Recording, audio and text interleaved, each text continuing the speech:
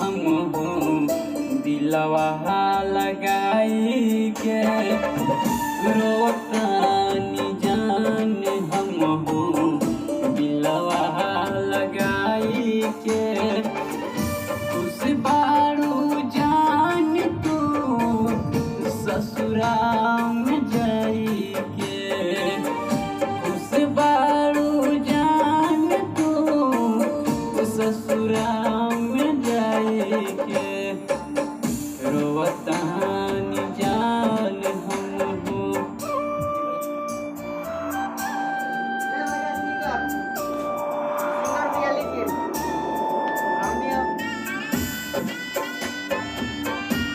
कितना वीडियो बनता है एक बार करवा ले जाकर बच्चे बोल गाना आईना की जैसन तू बेवफा हो गई पास जे आइले तू ओकर हो गई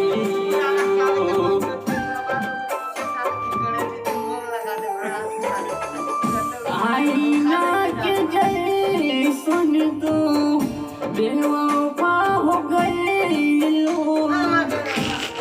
पास जाइले तू ओकर हो गई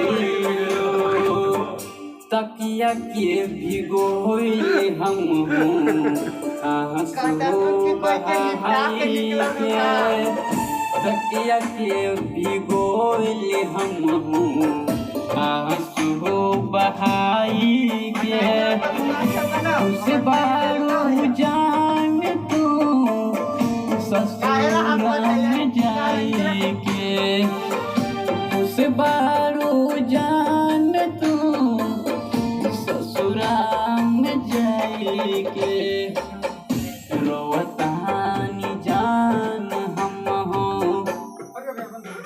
चलो हो गया बाकी गाना ही बन करेगा चल छोटे चला गाना। चलिए सुभाष जी का गाना रिकॉर्डिंग हो गया।